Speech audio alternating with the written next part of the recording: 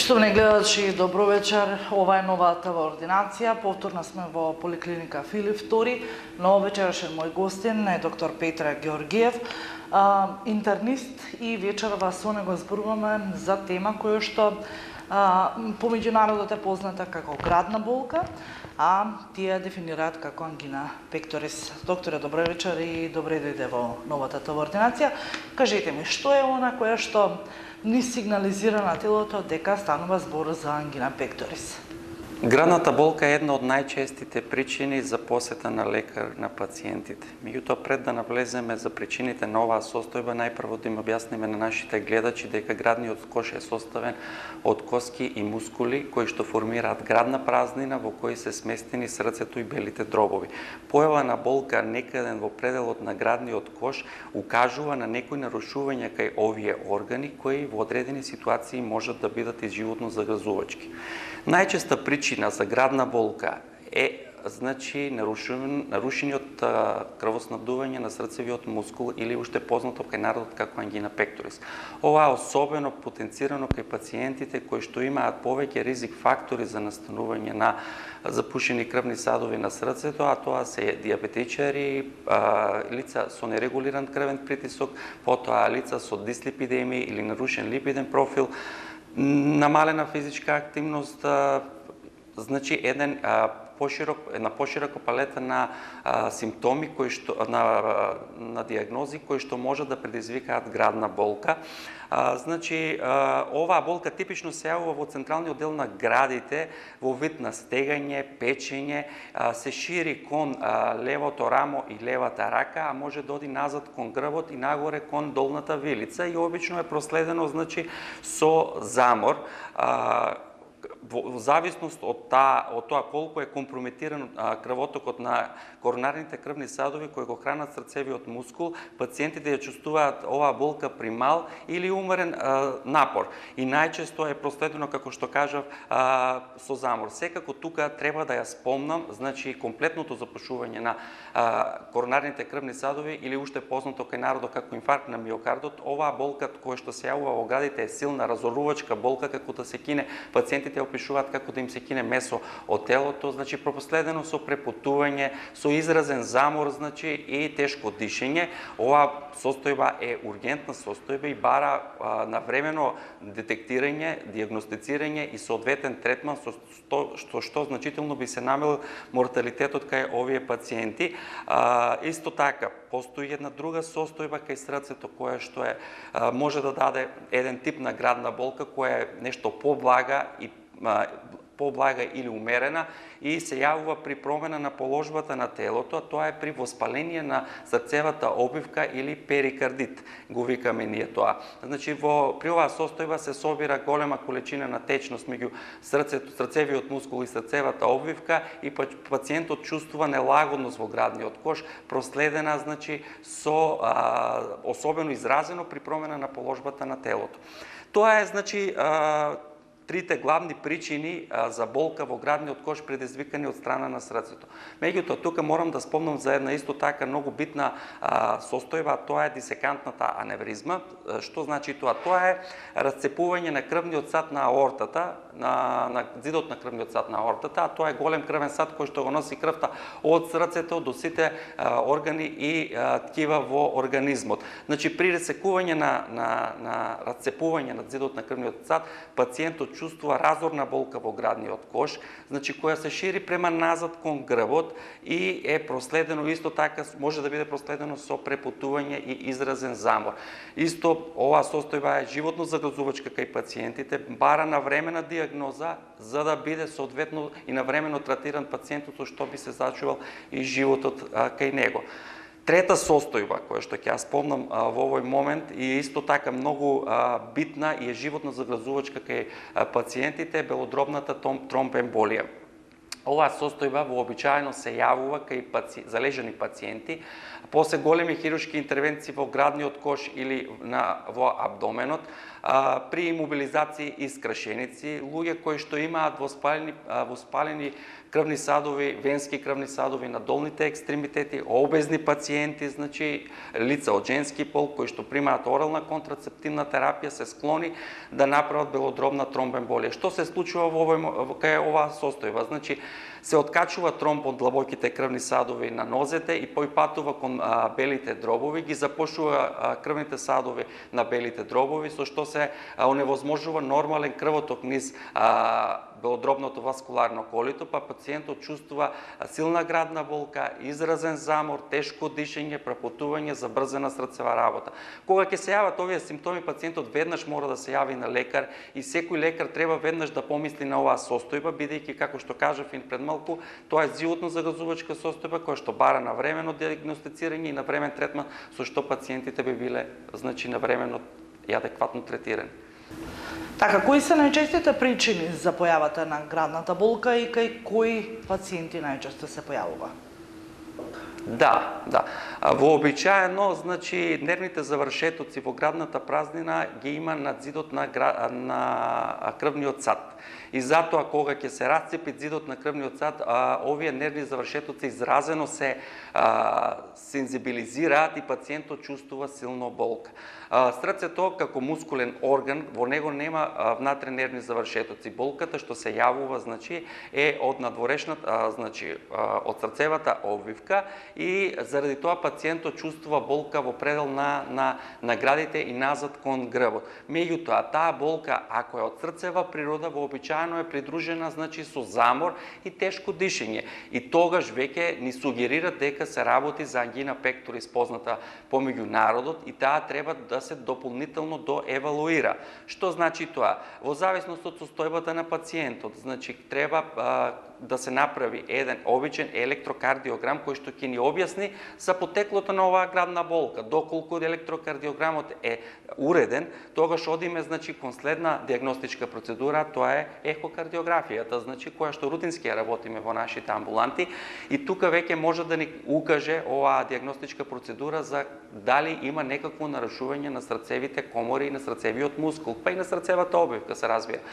Доколку, значи, заклучиме дека има одредени нарушувања, пациентот му сугерираме да направи тест за оптеретување, тоа е коронарен стрес тест, кој што ќе ни каже како работи срцето при напор. Дали крвотокот кој што го има на коронарните крвни садови е доволен, дали пациентот може да толерира одреден напор, ќе ни каже коронарниот стрес тест.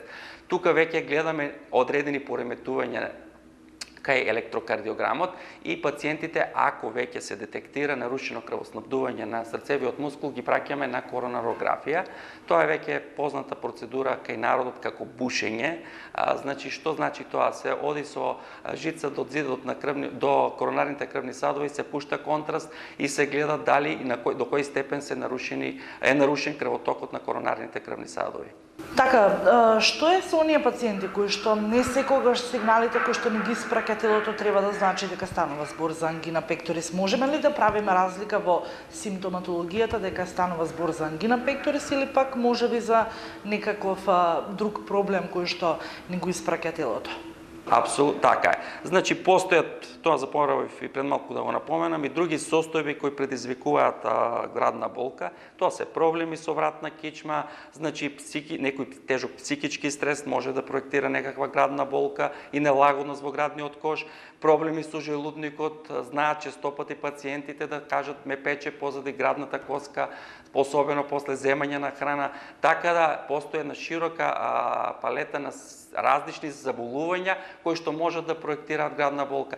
Не секоја градна болка е сериозна, меѓутоа јас намерно ги напоменав овие неколку состојби кои што се животно загрозувачки за сите ние да помислиме на нив кога пациент ќе ни дојде во нашата амбуланта со градна болка, за да направиме дополнителни диагностички процедури и навремено ги исклучиме овие состојби. Се разбира, сите други причини за градна болка може да се третираат конзервативно, но овие бараат ургентен третман и навремена диагноза за да го зачуваме животот на пациентот.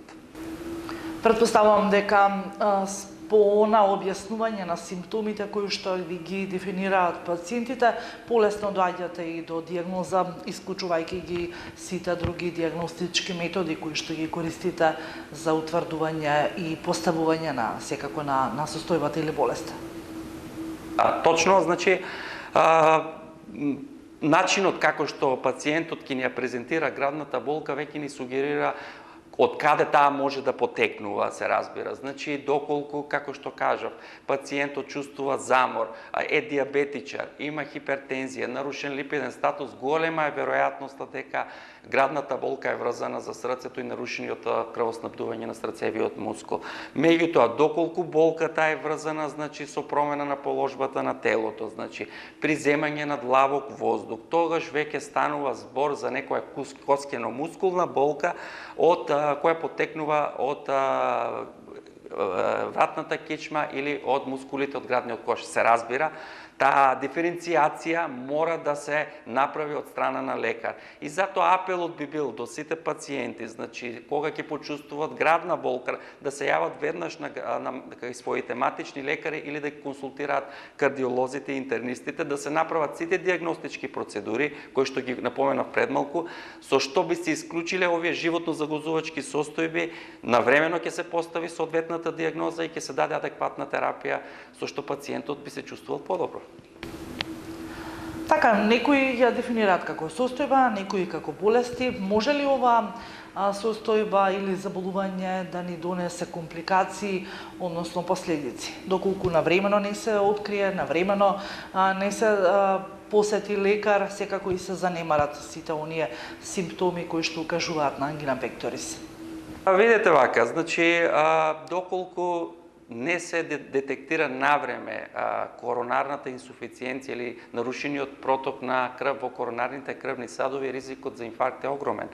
Ако значи пациентите ги игнорираат овие симптоми што организмот ги праќа, ризикот да добијат инфаркт е значително голем. Посебно тоа важи за ризичната група на пациенти. Јас секогаш во моите излагања ги споменувам овие групи, бидејќи се најмногу подложни на овие животно загрозувачки компликации. Пак ќе напоменам, сите диабетичари, луѓе кои што имаат нерегулиран крвен притисок, нерегулирани масноти, имаат лош начин на живот со физичка неактивност, пушат цигари, значи тоа се една голем број на ризик фактори кои што за неколку кратно го зголемуваат ризикот да добијат миокарден инфаркт. И сите тие препорачливо е барем еднаш годишно да се јават на превентивни прегледи, значи со кои што навремено ќе се дијагностицираат и соодветно третираат, со што би избегнале компликации на крај, како што кажав пред малку. Така, како што спомнавте и пред малку за ризик категориите, за луѓето кои што водат нездрав живот, спаѓаат во групата на ризични пациенти за ангина пекторис кај помладата популација. Што се случува со помладите? Иако е значително поретко, значи, меѓутоа сепак и младите не се поштедени од коронарна болест. Во последниот период со лошиот начин на живот, континуираниот стрес, значи придонесува границата за појава на инфаркт на миокард да падне значително. Ако порано тоа беше над 50-60 годишна возраст, веќе имаме пациенти клиника кои што се оперирани на 40 годишна возраст, па и на 30 годишна возраст со коронарни бајпасови. Затоа велам, значи нема веќе некоја граница до каде може да кажеме дека пациентите се заштитени, не би очекувале коронарна артериска болест и препорачливо е секој пациент доколку чувствува некој вид на градна болка, доколку има неколку ризик фактори од тие што ги спомнав пред малку, да се јават навреме на лекар, да се направат сите потребни дијагностички процедури за навреме да се дијагностицира таа болест и да се соодветно и агресивно третира. Така, но како и секое заболување, претпоставувам дека третирате и ангина пекторис и постои соодветна терапија. Терапијата е во зависност, значи, од етиологијата на градната болка, доколку имаме, значи, доколку причината е срцето и нарушеното крвоснабдување, како што спомнав, значи се прават серија на диагностички процедури, доколку се утврди дека имаме запушени коронарни крвни садови, се прави или коронарно стентирање или на крај коронарен байпас, со што се обезбедува доволен крвоток на крв низ срцевиот мускул.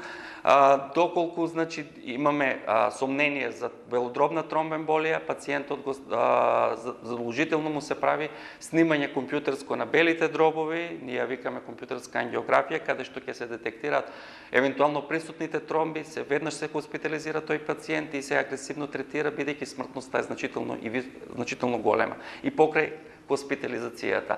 Така да сите други причини за градната болка, како што спомнав, вратна кичма, желудник, се третираат конзервативно, значи во зависност од причинителите на оваа состојба.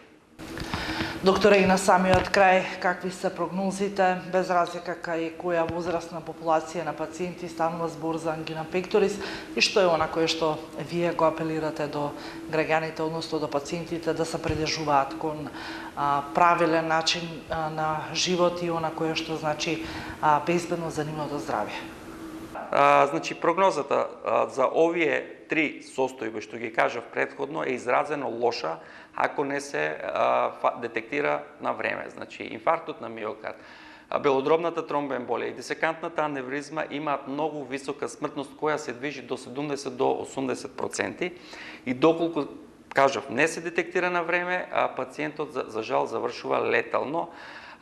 Овие другите причинители за градна болка имаат нешто поповолна прогноза, се разбира во консултација со другите специјалности, ортопедите, значи гастроентерохепатолозите, се дава соодветна терапија и најчесто таа болка се смирува и комплетно повлекува.